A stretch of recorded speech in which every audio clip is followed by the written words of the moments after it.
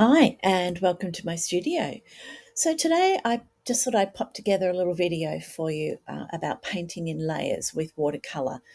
So we paint in layers so that you can build up the depth in your painting. Our first layer is tea, our next layer is milk, and the next layer is honey.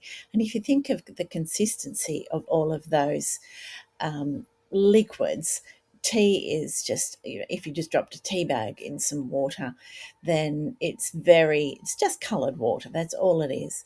Milk has a little bit more consistency to it, and that it's a little thicker, and it got, as we would put a little bit more paint into the water, it becomes a little thicker, but it's still pretty loose and fluid.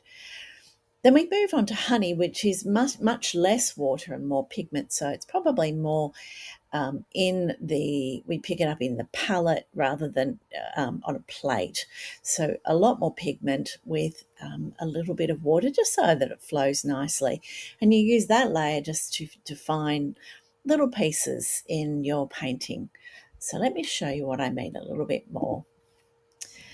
This is the tea layer of an artwork that I did recently.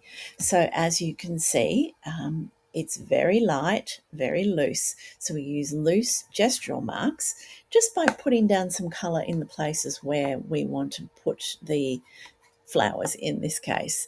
It also helps if you are still working out your composition, so that you can actually push things into the background and bring forward the things that are actually working for you.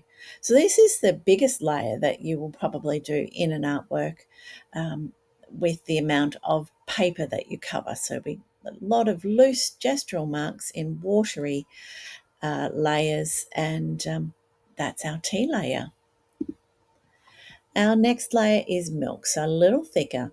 What you're looking for with the milk layer is where the darker places in, say, a flower, it's usually darker in the centre, and you can pick up the darker bits down there, pop a little bit of this not as watery mix. So the milk layer in the darker places, and then you blend it out with just clear water so that it goes out to the very lightest lights.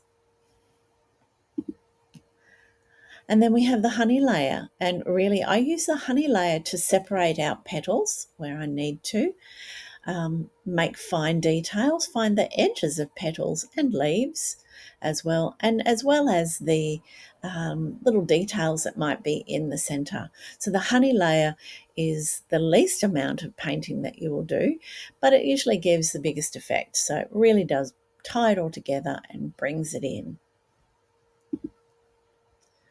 All right, so starting loose, holding the brush right back as far as possible. Have a look at the dark parts and add your milk there, and then use your honey to finish it off.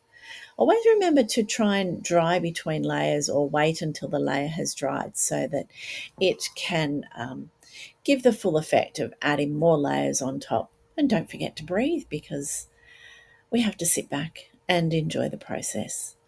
So I hope this has helped. I'll also attach the individual pictures here so you can have a good look at those. Thanks. Hope we get to paint together soon.